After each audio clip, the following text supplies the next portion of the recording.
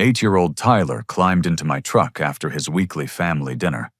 But instead of chattering about dessert or his cousins, silent tears streaked down his cheeks. When I asked what happened, his voice cracked as he whispered the words that shattered my heart. "Grandma told me to wait in the car because I embarrassed the family.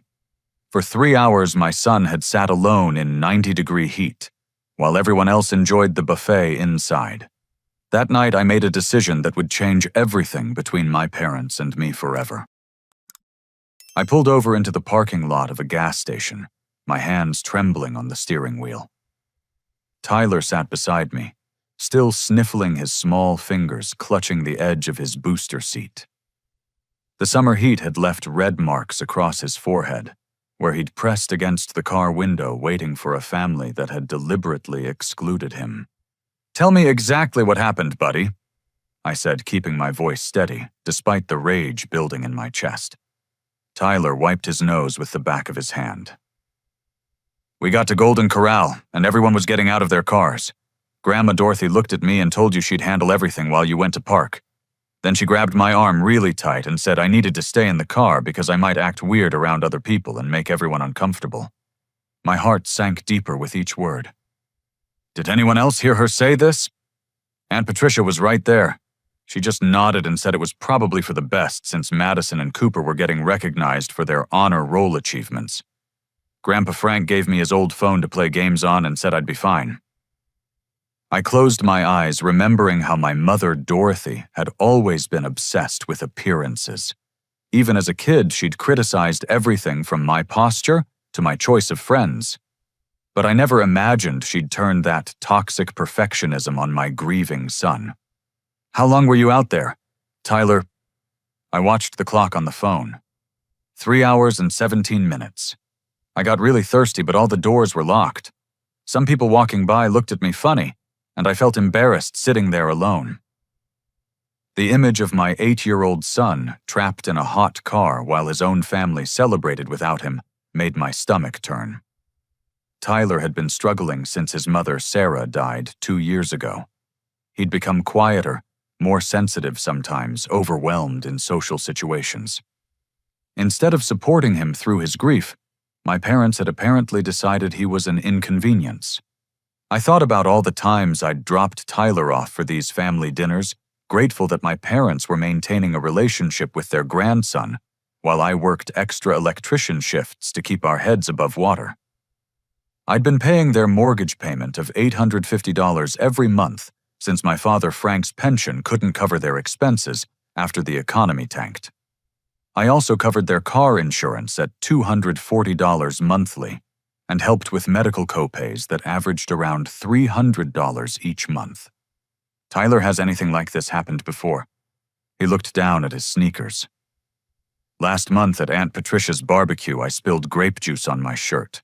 Grandma made me sit in the bathroom during dinner because she said I looked messy and might embarrass everyone in front of the neighbors. I ate my hot dog alone on the toilet seat. My hands clenched into fists. What else? 2 weeks ago, when Madison and Cooper had their birthday party, Patricia told me to play outside in the backyard by myself. She said the celebration was for special children, and I should stay away from the presents and cake until everyone left. I watched through the sliding glass door while they opened gifts. Each revelation felt like a punch to the gut. My son had been systematically excluded from family gatherings, while I unknowingly funded their lives. The financial support I provided allowed them to live comfortably, while they emotionally abused my child. Tyler reached into his pocket and pulled out a crumpled children's menu from the restaurant. On the back, he'd drawn a picture in crayon of a small stick figure standing outside a building, while other figures sat around a table inside. At the bottom, in his careful 8-year-old handwriting, were the words, "I'm sorry I'm bad." That's when I broke. My son, who'd already lost his mother in a senseless car accident, believed he was fundamentally flawed because the people who should have loved him unconditionally had convinced him he was an embarrassment. The boy who used to laugh constantly before Sarah's death, who built elaborate Lego cities and told imaginative stories, had been reduced to apologizing for his own existence. I pulled Tyler into a hug, feeling his small body shake against mine. You are not bad, Tyler. You are perfect exactly as you are. What they did to you was wrong, and it's never going to happen again. As I held my son in that gas station parking lot, I realized that my family hadn't just betrayed Tyler. They'd betrayed the memory of Sarah, who would have been horrified to see her child treated this way. The woman who'd dedicated her life to making Tyler feel loved and secure was gone, and her own in-laws had stepped in to tear down everything she'd built. That night, as I tucked Tyler into bed, he asked, "Daddy, why don't they love me like they love Madison and Cooper?" I didn't have an answer that would make sense to an 8-year-old mind. How could I explain that some adults choose cruelty over kindness, that some people mistake control for love? Instead, I promised him that things were going to change, that he would never again have to earn affection from people who should have given it freely. But as I sat in my living room after Tyler fell asleep staring at the picture he'd drawn, I knew that change would require more than just words. It would require action that might cost me the only family I had left. The next morning, I called Tyler's school counselor, Mrs. Henderson, requesting an immediate meeting.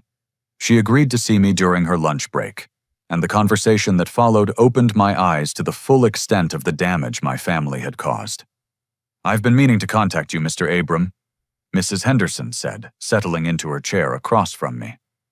"Tyler has shown some concerning changes in his behavior and schoolwork over the past few months." She pulled out a folder thick with Tyler's assignments and notes. He's been writing stories and completing creative writing prompts that consistently focus on themes of isolation and rejection. Last week, he wrote a story about a boy who lived alone because his family thought he was broken. My stomach dropped as she showed me Tyler's work. One assignment asked students to write about their heroes, and Tyler had written about kids who are brave enough to sit alone. Another asked about family traditions, and Tyler described waiting outside while other people have fun. He's also been asking unusual questions, Mrs. Henderson continued. He wanted to know if there were families that didn't have disappointing kids, and whether children could choose new relatives if their current ones didn't want them. The counselor opened another section of the folder. 2 weeks ago, Tyler told me during one of our sessions that his family thinks he's been different since his mother died. He said they're trying to help him become normal again, but he doesn't know how to fix what's wrong with him. Hearing my son's words repeated back to me was devastating. Tyler had been internalizing every cruel comment, every exclusion, every moment of rejection as evidence of his own inadequacy. "I've been documenting these conversations because I was planning to call you," Mrs. Henderson said gently. Children experiencing grief often struggle with self-worth, but Tyler's statements suggested external influences reinforcing negative self-perception. After leaving the school, I drove straight to my sister Patricia's house in the affluent suburb where she lived with her husband and 2 children. Patricia answered the door in tennis attire, clearly annoyed by the unscheduled visit. "Abram, what's this about? I have a country club lunch in 20 minutes. "We need to talk about Tyler," I said, stepping inside without invitation. Patricia's expression shifted to defensive irritation. "Look, if this is about yesterday, we were trying to protect everyone involved. Tyler gets overwhelmed in restaurant settings, and we couldn't risk him having a meltdown during Madison's celebration. Protect everyone from what an 8-year-old boy who lost his mother. From the embarrassment," Patricia snapped. "Tyler doesn't understand appropriate social behavior anymore. He cries at inappropriate times, he doesn't engage properly with other children, and frankly, it makes everyone uncomfortable." I stared at my sister, barely recognizing the woman who used to sneak me extra cookies when we were children. "So your solution is to lock him in a car during family gatherings. Our solution is to manage the situation until you get him proper help. Madison and Cooper shouldn't have their special moments ruined because Tyler can't control his emotions." Patricia walked to her granite kitchen counter and leaned against it casually, as if we were discussing the weather. "Look, Mom and Dad are getting older. They don't have the energy to deal with a troubled child during what should be enjoyable family time. We've all agreed that Tyler needs professional intervention before he can participate in group activities again. All agreed.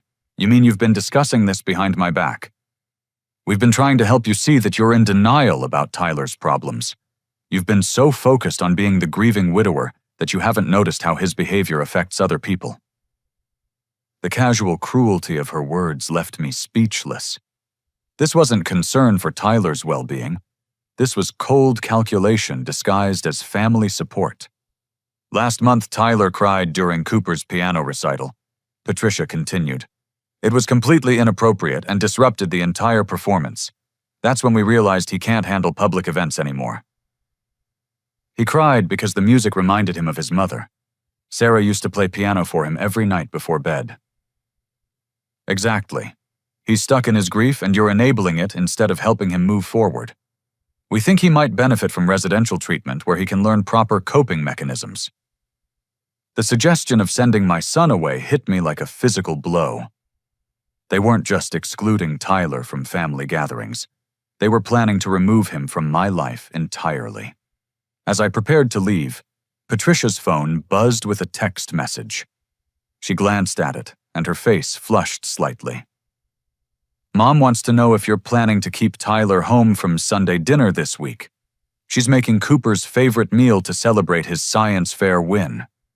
And where exactly would Tyler be during this celebration? Patricia shrugged. He could stay home with a babysitter, or maybe it's time to consider that residential program we discussed.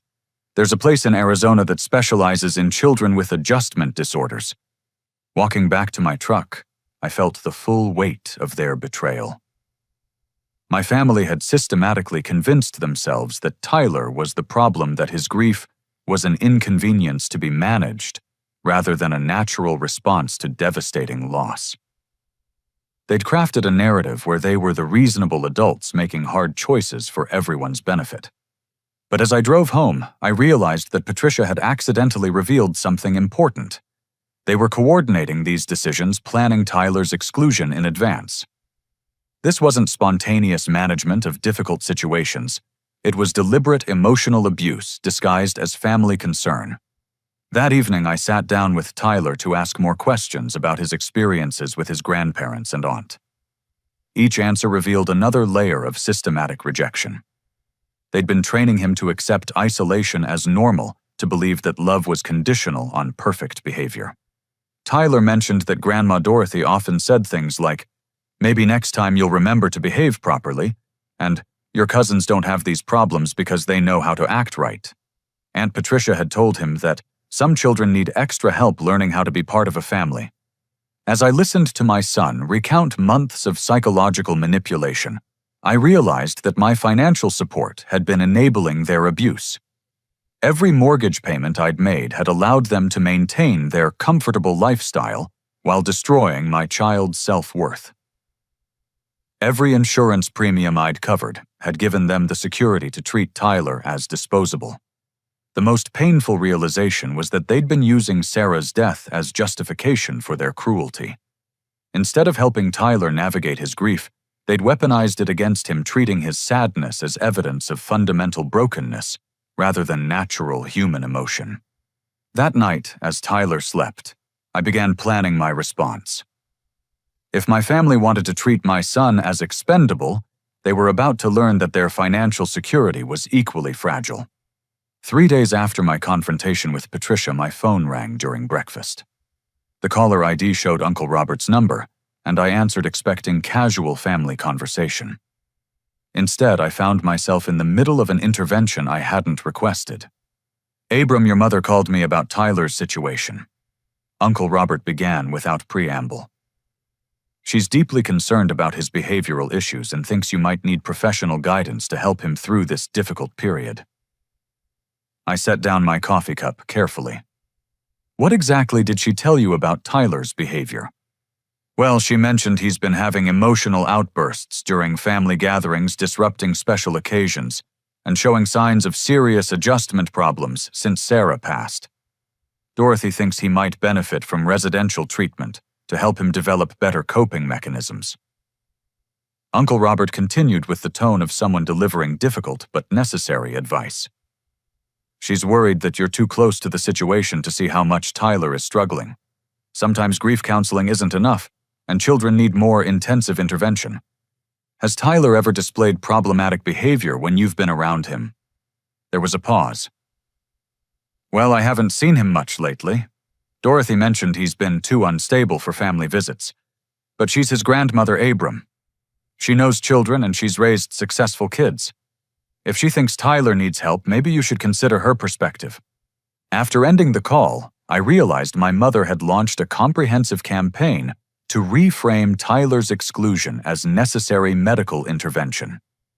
She'd positioned herself as the concerned grandmother trying to help a struggling family while painting me as a father in denial about his child's serious problems. Over the next week, the calls continued. Cousin Marcus offered to take Tyler for the summer to give me a break from the stress. Aunt Linda suggested a therapeutic boarding school she'd heard about. Family friend Janet mentioned she'd been praying for Tyler's healing after Dorothy shared his struggles at their book club.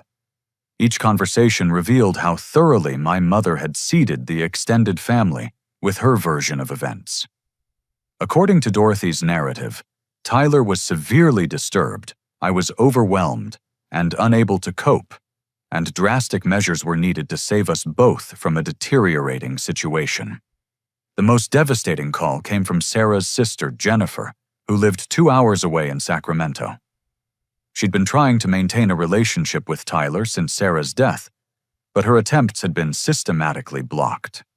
Abram, I've been trying to invite Tyler for sleepovers for months, but your mother told me he's too emotionally unstable for overnight visits. She said his grief counselor recommended limiting disruptions to his routine. My hands tightened around the phone. Tyler doesn't have a grief counselor, and he's never been diagnosed with any emotional instability.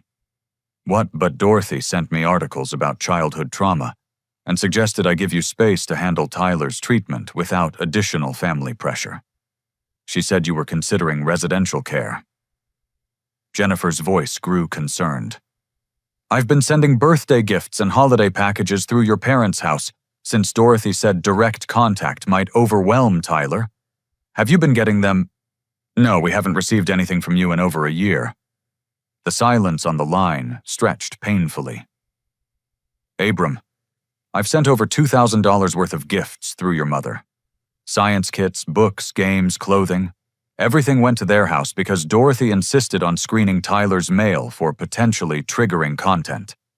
As Jennifer described the gifts Tyler had never received, I felt another layer of betrayal settle over me. Sarah's family had been trying to maintain loving contact with Tyler, but my mother had intercepted their efforts while simultaneously telling them that I preferred isolation. There's something else, Jennifer continued hesitantly. Your mother called our church and asked the prayer group to pray for Tyler's mental health recovery. She told them he'd been having violent episodes and that you were struggling to keep him safe. The word violent hit me like a physical blow.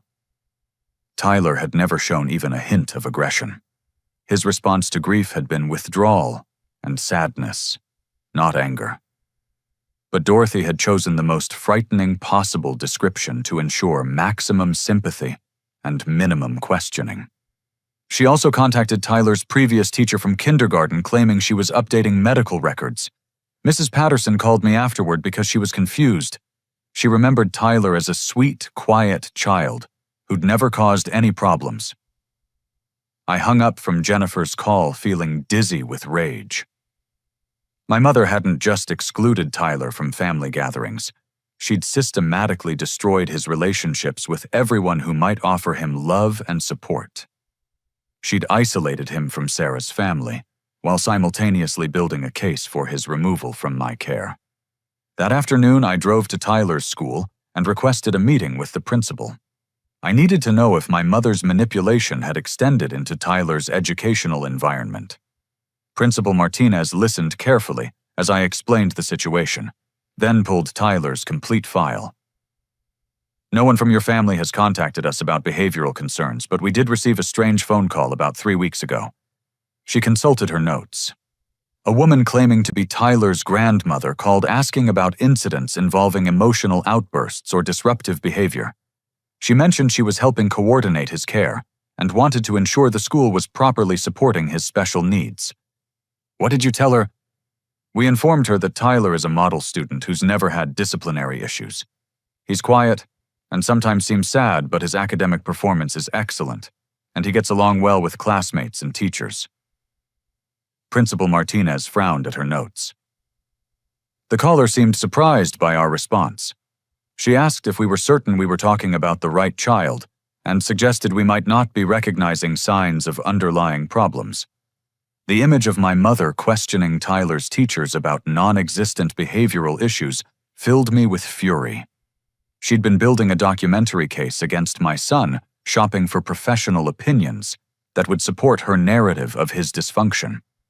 There's one more thing, Principal Martinez said. The caller mentioned that Tyler might need to change schools soon due to his family situation. She wanted to know about transferring his records to a residential facility. Driving home, I realized the scope of my mother's manipulation extended far beyond family dinners. She'd been systematically undermining Tyler's support network while preparing the groundwork for his removal from my custody. Every person she'd contacted had been given a carefully crafted story, designed to make Tyler seem dangerous and me seem incompetent.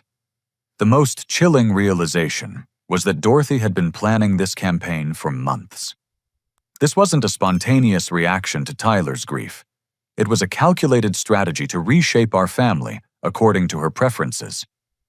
She'd decided Tyler was inconvenient, and she was prepared to destroy his entire world to eliminate that inconvenience. That evening, I sat Tyler down for another conversation about his experiences with his grandparents. This time I asked specifically about phone calls and conversations he might have overheard. Grandma Dorothy talks to Aunt Patricia on the phone a lot when I'm there, Tyler said. Last week I heard her say something about getting me proper help so the family could function normally again. She said you love me too much to see that I need professional intervention.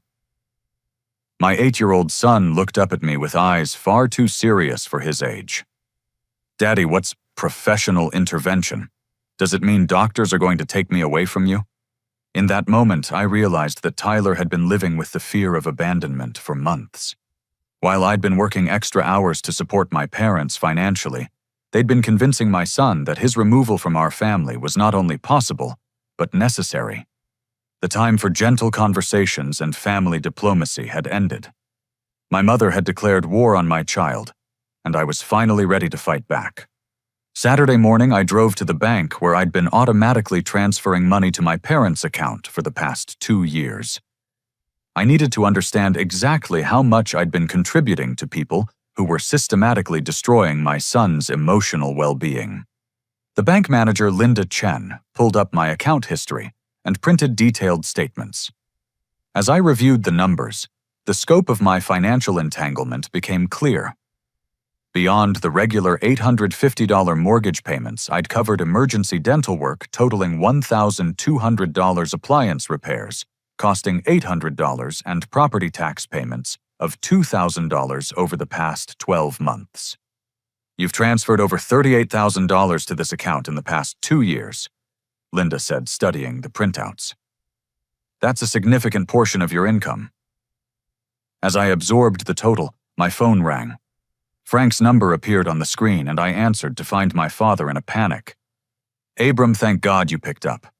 The mortgage company called this morning about a potential rate adjustment.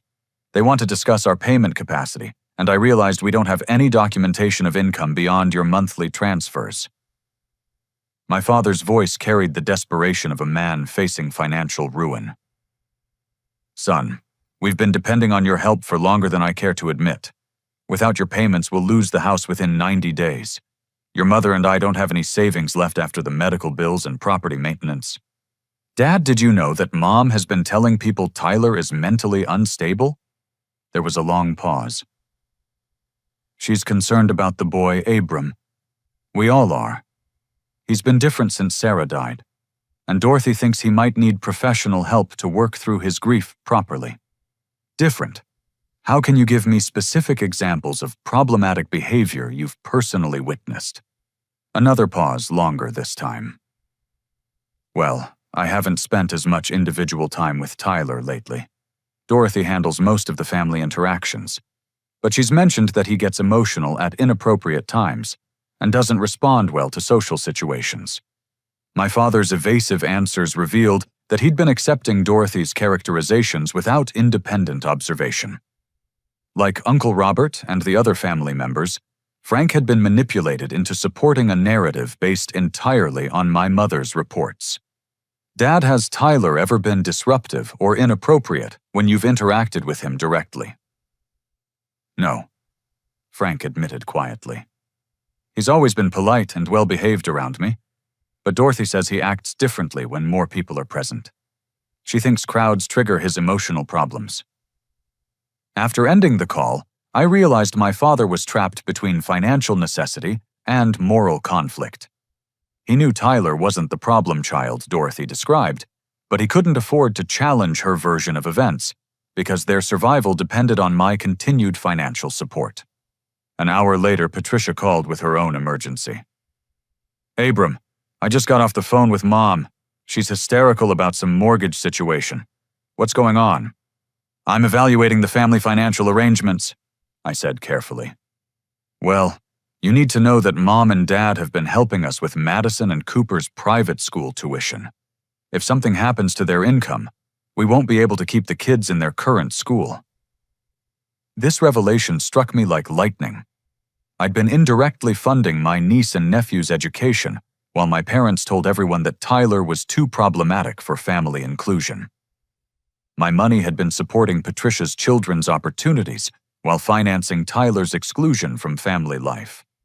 "How much have they been contributing to your children's education?" "About $15,000 annually, plus they've helped with vacation costs and some emergency expenses. Brad's commission income has been unpredictable, so we've needed the extra support." Patricia's casual admission that she'd been benefiting from my financial contributions while supporting Tyler's exclusion filled me with rage. She'd been living comfortably off my electrician salary while treating my son like damaged goods. "Patricia, if Mom and Dad can afford to contribute $15,000 to your kids' education, why do they need mortgage assistance from me?" "Because they're using your money to help us," she said, apparently not recognizing the irony. "Look, Abram, we're all family here. Your financial support helps everyone, and everyone contributes according to their abilities. What exactly do you contribute?" Silence stretched across the phone line. Finally, Patricia said, "I contribute by helping Mom and Dad manage family situations that are beyond their capacity, like dealing with Tyler's behavioral issues." The circular logic was breathtaking. I provided money which enabled financial support for Patricia's family, which justified Patricia's authority to exclude my son from family activities, which created the problems that supposedly necessitated my financial contributions. That afternoon, I met with family attorney David Walsh, who specialized in financial disputes and custody matters. Walsh reviewed the documentation I'd gathered and listened to my description of the family situation with growing concern. "Mr. Abram, what you're describing sounds like a coordinated effort to undermine your parental rights while maintaining financial dependency. Your mother's false reports to extended family and school officials could potentially be used to challenge your custody." Walsh studied the financial records. "You've essentially been supporting your parents' household while they've been using those funds to benefit your sister's family. Meanwhile, they've been building a case that your son is problematic and you're an inadequate parent. What are my legal options?" "First, you can immediately terminate all financial support without legal consequences. You have no formal obligation to support your parents. Second, we need to document their false statements about Tyler's mental health and behavior. If they've been spreading lies that could affect your custody or Tyler's reputation, we may have grounds for civil action." Walsh opened a legal pad and began outlining strategy. "Third, we should consider whether their actions constitute emotional abuse of a minor. Systematically excluding a child from family activities while telling him he's fundamentally flawed could have legal consequences. As Walsh explained the potential legal ramifications of my family's behavior, I realized they'd been operating under the assumption that I would never challenge their authority. They'd expected me to continue providing financial support while accepting their judgment about Tyler's place in the family hierarchy. "There's one more concern," Walsh said. "If your sister and parents are facing financial difficulties due to the end of your support, they might escalate their claims about Tyler's problems. Desperate people sometimes make desperate choices." Walking to my truck after the legal consultation, I felt the weight of decision approaching. My family had spent 2 years building a financial dependency while systematically abusing my child. They'd used my money to create the very lifestyle that made them feel entitled to exclude Tyler from family participation. The next phase would require ending not just the financial support, but the entire toxic relationship that had been destroying my son's sense of worth. As I drove home to Tyler, I knew that within days, my parents would learn that their comfortable retirement depended on treating my child with basic human dignity. The choice between family harmony and my son's well-being had never really been a choice at all. Monday morning, I took a personal day from work and began building my case with methodical precision. Attorney Walsh had provided a checklist of documentation needed to protect Tyler and expose the manipulation campaign my family had orchestrated. My first stop was Tyler's pediatrician's office, where I requested all communication logs and medical records. Dr. Sarah Kim, who'd been Tyler's physician since birth, reviewed her files with growing concern. "Mr. Abram, I have 3 separate inquiry calls logged from someone claiming to be Tyler's grandmother over the past 4 months. Each caller requested information about Tyler's mental health status and asked whether I'd noticed signs of behavioral disorders." Dr. Kim pulled up the detailed notes she'd made after each call. "The caller seemed frustrated when I explained that Tyler is developing normally and shows typical grief responses for a child who lost his mother. She specifically asked about medication recommendations and whether I thought residential treatment might be beneficial." "What was your response?" I explained that Tyler's emotional responses are completely appropriate for his situation. Grief isn't a mental illness, and residential treatment would be traumatic for a child who's already experienced significant loss. The caller argued with my assessment and suggested I might not be recognizing underlying problems. Dr. Kim frowned at her notes. "The most concerning call came 2 weeks ago. The same woman called claiming Tyler had displayed violent tendencies at family gatherings and asking if I could provide documentation supporting emergency psychiatric evaluation." My hands clenched around the arms of my chair. My mother had been shopping for medical professionals willing to pathologize Tyler's normal grief response. "Doctor, I need you to know that Tyler has never displayed violent behavior of any kind. His grief responses have been withdrawal and sadness, never aggression." That's consistent with everything I've observed during his appointments. Tyler is a gentle child processing loss in healthy ways. Someone has been providing false information about his behavior. After leaving the pediatrician's office, I drove to Tyler's school for a comprehensive meeting with his teacher's counselor and principal. I explained the situation and requested detailed documentation of Tyler's actual school performance and behavior. Mrs. Rodriguez, Tyler's current teacher, pulled out her assessment files. "Tyler is one of my most conscientious students. He's quiet but participates appropriately in class discussions. His academic performance is above grade level, and he interacts kindly with his classmates." She showed me examples of Tyler's recent work, including creative writing assignments, that revealed his thoughtful, sensitive nature. The only concerning element I've noticed is that Tyler sometimes writes about feeling different from other children. When I've asked him to elaborate, he says his family thinks he needs to get better before he can participate in normal activities. Mrs. Henderson, the school counselor, added her observations. "Tyler has never required disciplinary intervention. His emotional regulation is appropriate for his age and circumstances.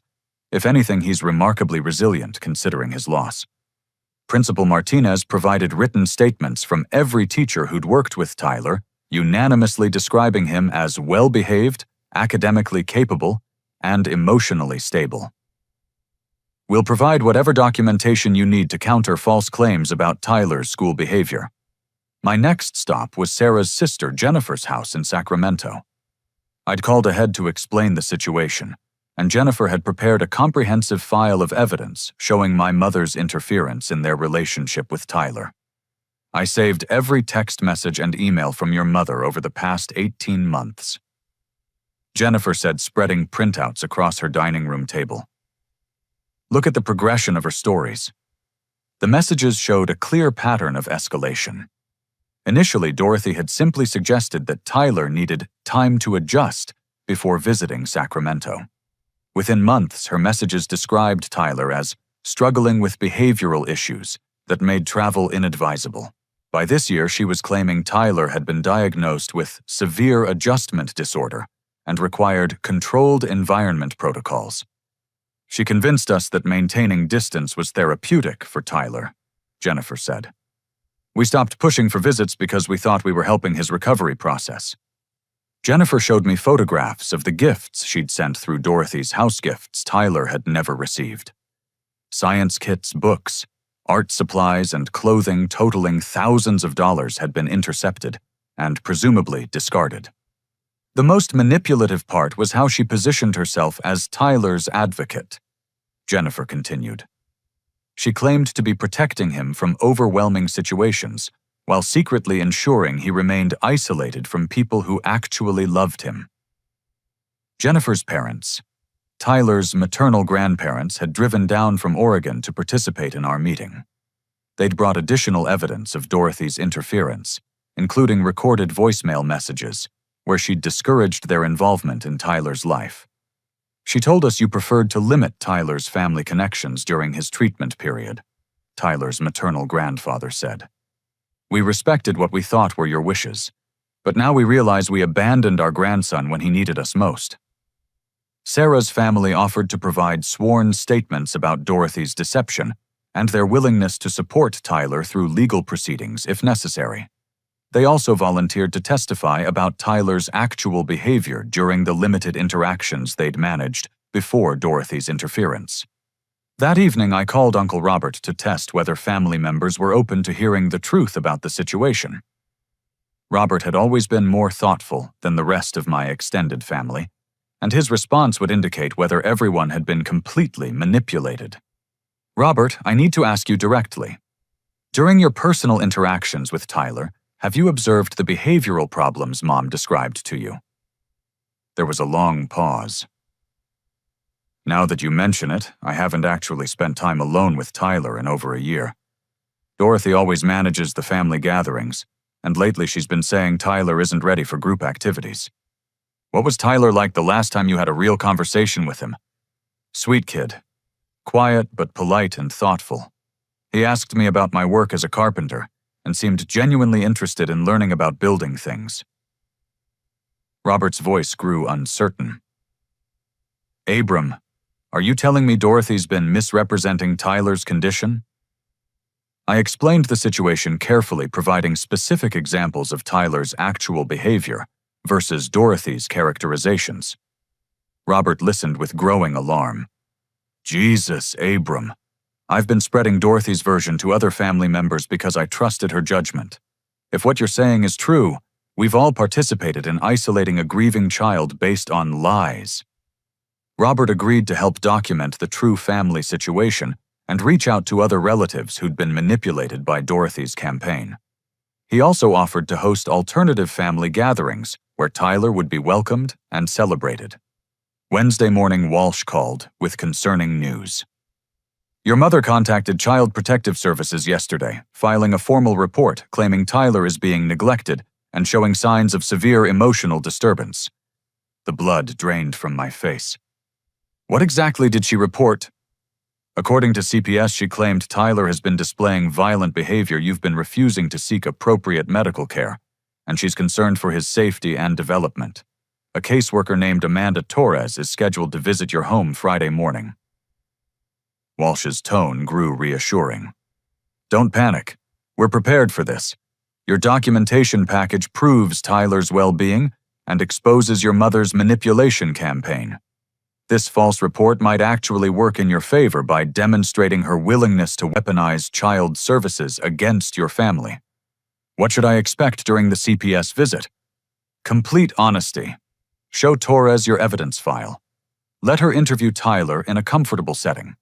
Your documentation will prove that this report was filed maliciously by someone with a history of making false claims about Tyler's condition. Thursday night, I sat Tyler down to prepare him for the CPS visit without frightening him about the implications. Tomorrow, a nice lady named Mrs. Torres is going to visit us to make sure you're happy and healthy. She might ask you questions about our life together and how you feel about different things. Tyler looked concerned. Is this because Grandma thinks I'm bad? The question broke my heart because it revealed Tyler's awareness of the broader situation. This is because some adults want to make sure all children are safe and loved. You just need to tell the truth about how you feel and what your life is like with me. Will she ask about the car thing and the bathroom dinner? She might ask about your experiences with different family members. Just tell her exactly what happened, okay?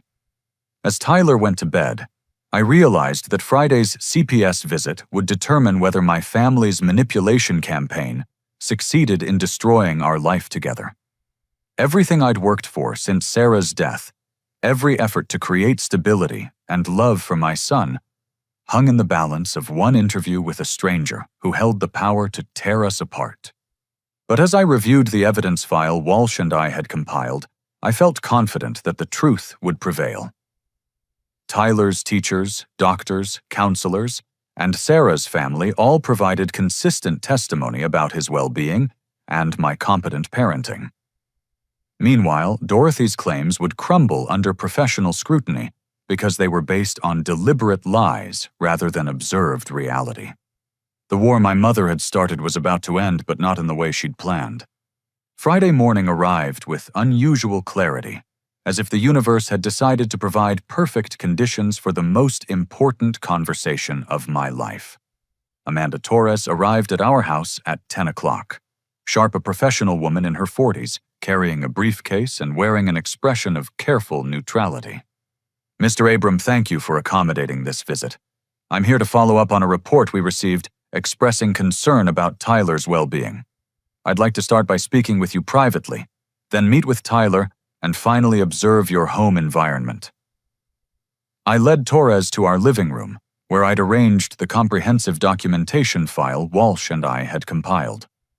Before we begin, I need you to understand that the report you received was filed by someone with a history of making false claims about my son. I have extensive evidence that this is part of a deliberate harassment campaign. Torres opened her notebook, maintaining professional reserve. Can you tell me about the specific concerns that were reported? I was told the report claimed Tyler displays violent behavior, that I refuse appropriate medical care, and that his safety and development are at risk. All of these claims are demonstrably false. I opened the evidence file and began presenting documentation systematically. School records showed Tyler's excellent academic performance and positive behavior reports. Medical records from Dr. Kim proved Tyler's healthy development and appropriate grief processing. Character references from Sarah's family contradicted every aspect of Dorothy's narrative. Mrs. Torres Tyler has never displayed violent behavior in any setting. His teacher's pediatrician and school counselor all describe him as gentle, thoughtful, and well-adjusted considering his circumstances. Torres reviewed the documents carefully, taking detailed notes. This is quite comprehensive. Can you explain the context that led to this report being filed? I explained the systematic exclusion Tyler had endured, the financial manipulation my family had orchestrated, and the campaign of false reports Dorothy had spread throughout our extended family and community. The person who filed this report has been telling relatives that Tyler is mentally unstable, contacted his school claiming to need information about behavioral problems, and called his pediatrician requesting documentation for psychiatric evaluation. All of these inquiries were made without my knowledge or permission. Torres studied the timeline I'd created showing Dorothy's escalating false claims. These documented inquiries do suggest a pattern of someone building a case rather than expressing genuine concern. Mrs. Torres, my mother, filed this CPS report because I've decided to end the financial support I've been providing to her household. For 2 years, I've been paying their mortgage and other expenses, while they emotionally abused my son by excluding him from family activities. I showed Torres the bank records documenting the financial transfers and explained how the money had been used to support Patricia's family while funding Tyler's systematic exclusion. The timing isn't coincidental. 3 days ago, I informed my parents that I would be ending all financial assistance. Yesterday, they filed a false report with your agency. Torres spent 40 minutes reviewing evidence before asking to meet with Tyler. I called him into the living room, where he appeared calm and curious about our visitor. "Hi, Tyler. I'm Mrs. Torres. I work with an organization that makes sure children are safe and happy. Can you tell me about your life here with your dad?" Tyler settled into his favorite chair and answered with the straightforward honesty that had always characterized his personality. He described our daily routines, his school activities, his friends, and his feelings about living with me.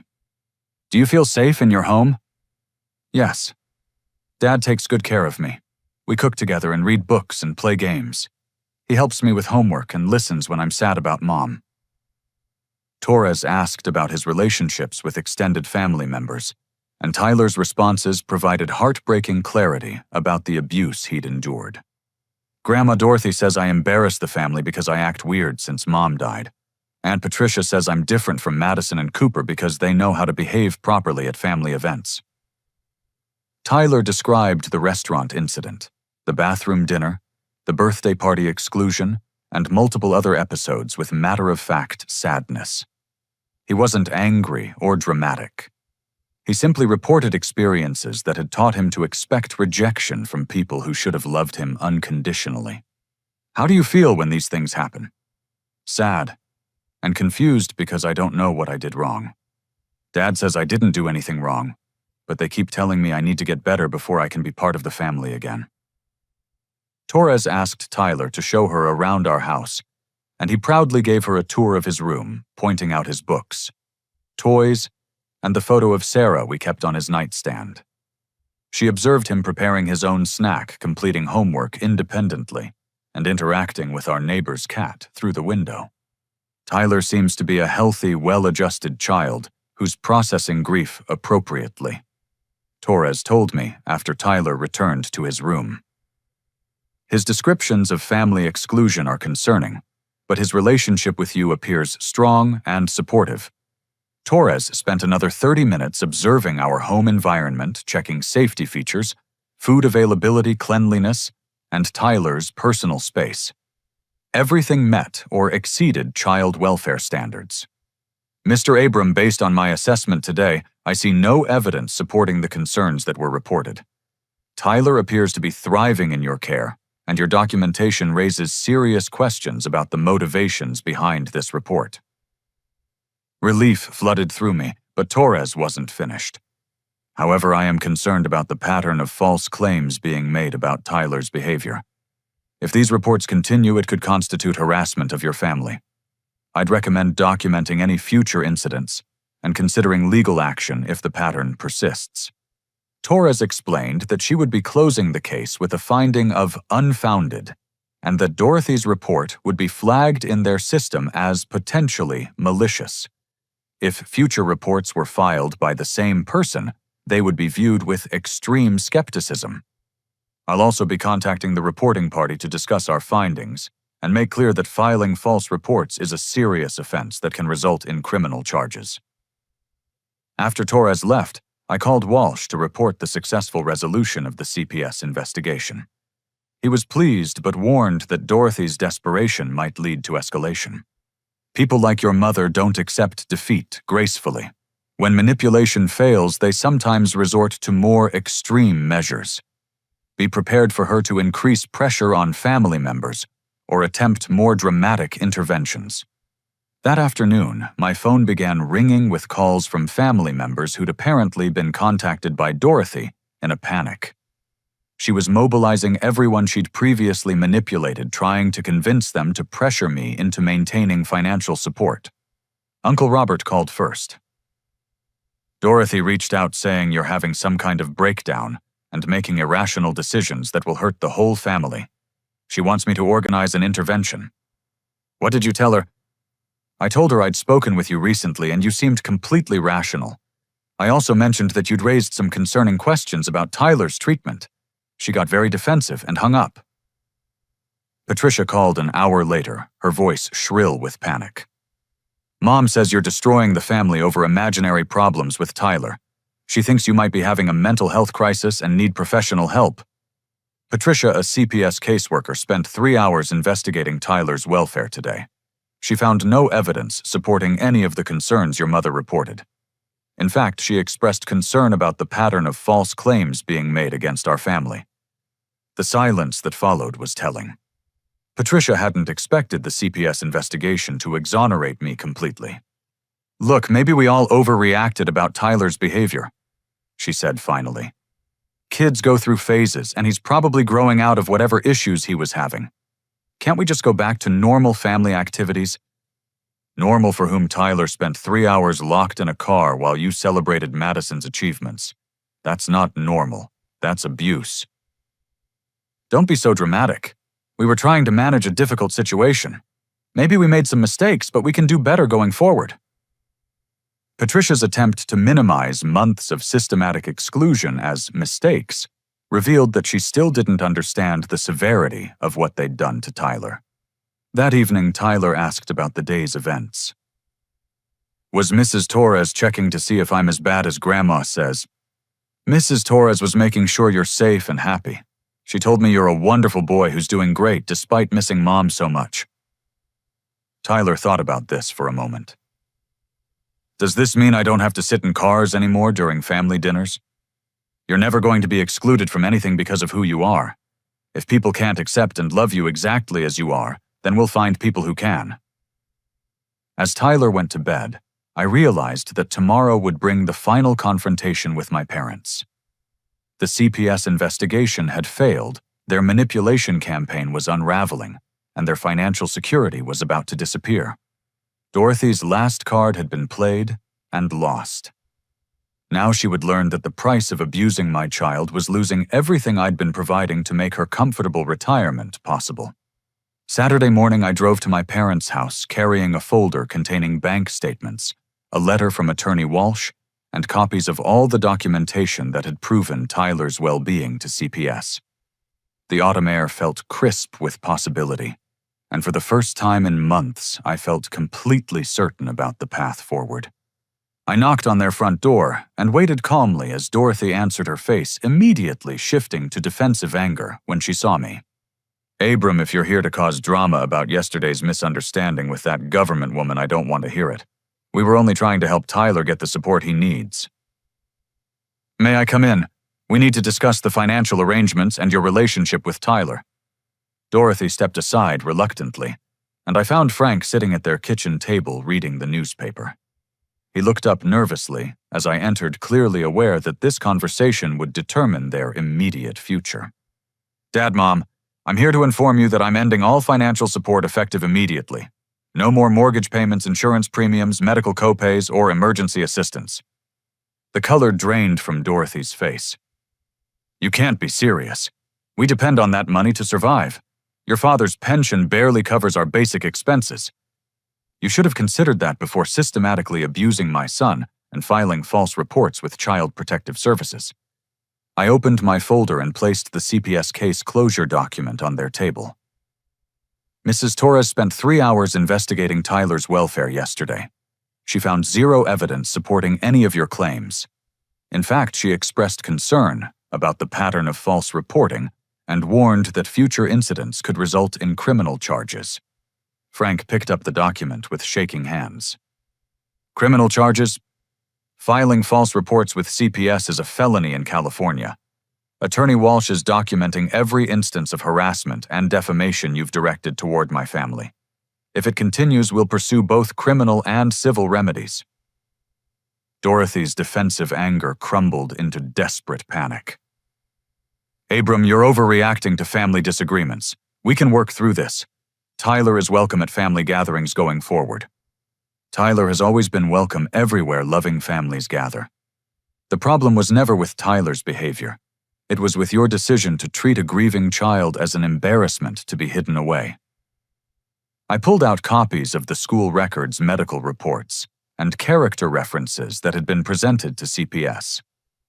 Every professional who works with Tyler describes him as well-behaved, academically excellent, and emotionally healthy. The only people claiming he has behavioral problems are you and Patricia. Frank studied the documents with growing understanding. Dorothy, these teachers and doctors all say Tyler is doing fine. Why did you tell everyone he was having serious problems? Because he was different after Sarah died, Dorothy said defensively. Children should be resilient, not dwelling on sadness for years. He needed to learn proper emotional control. He needed love and support while processing the most devastating experience of his life. Instead, you taught him that grief was shameful and love was conditional on perfect behavior. I placed Tyler's drawing on the table, the one showing a small figure standing outside while others sat around a table. This is what you did to my son. You made him believe he was too flawed to deserve inclusion in his own family. Dorothy stared at the drawing, and for a moment her expression softened. But then her jaw set stubbornly. We were trying to help him develop resilience. Coddling children doesn't prepare them for real life. Emotional abuse doesn't build resilience. It destroys self-worth and teaches children that love must be earned through perfect compliance. Frank looked between the evidence documents and Tyler's drawing with dawning horror. Dorothy, what have we done? That little boy lost his mother and we made him feel unwanted by his own family. Don't be dramatic, Frank. We provided structure and boundaries. If Abram had been willing to address Tyler's issues properly, none of this would have been necessary. Her refusal to acknowledge the harm they'd caused confirmed that Dorothy would never change her perspective. She viewed Tyler's exclusion as justified intervention rather than cruel rejection. I've calculated the total financial support I've provided over the past 2 years. I continued. $38,000 that enabled your comfortable lifestyle while you systematically destroyed my son's sense of belonging. I placed the bank statements on the table. $15,000 of that money was passed along to Patricia for her children's private education. So I was unknowingly funding my niece and nephew's opportunities while you excluded Tyler from basic family inclusion. The mathematical reality of their manipulation hit Frank like a physical blow. We took your money and used it to support Patricia's kids while treating Tyler like damaged goods. Frank, we were managing multiple family needs, Dorothy said, but her voice lacked conviction. Mom, you convinced me that Tyler needed professional help. You told relatives he was violent and unstable. You called his school and doctor spreading lies about his behavior. You filed a false report with Child Protective Services claiming I was neglecting him. I stood up, preparing to leave. This wasn't concern for Tyler's well-being. This was a systematic campaign to remove him from the family while maintaining the financial benefits of your relationship with me. Dorothy's last pretense of righteousness collapsed into pure desperation. Where are we supposed to live without your help? The mortgage payment is due in 2 weeks, and we don't have $800, much less $850. You'll figure it out the same way other people manage their finances without emotionally abusing children. As I walked toward the door, Frank followed me outside. Abram, please. Your mother made mistakes, but losing our home won't undo the hurt Tyler experienced. Can't we find some middle ground? Dad, the middle ground would have been treating Tyler with basic human decency while accepting my financial help. Instead, you chose to enable emotional abuse for 2 years. Frank's eyes filled with tears. I knew Dorothy was being too harsh with the boy, but I was afraid to challenge her because we needed your support so badly. I'm a coward who let financial desperation override my moral obligations. His admission of complicity was heartbreaking but insufficient. Tyler needed at least one grandparent to protect him from the abuse. Instead, you both participated in teaching him that love was conditional on meeting impossible standards. Is there any way to earn forgiveness? Any chance to rebuild a relationship with Tyler? That depends entirely on your willingness to acknowledge the full scope of what you've done and make genuine amends. Tyler will decide if and when he wants grandparents in his life. Driving away from their house, I felt the enormous weight of family obligation finally lifting from my shoulders. For 2 years, I'd been trapped between loyalty and protection, trying to maintain relationships that were poisoning my son's sense of self-worth. That afternoon, I called Jennifer to share the news and coordinate Tyler's reintroduction to Sarah's family. We planned a weekend visit to Sacramento, where Tyler could experience unconditional love and acceptance from relatives who actually wanted him present. I also contacted Uncle Robert, who was organizing a family barbecue specifically designed to welcome Tyler and celebrate his place in the extended family.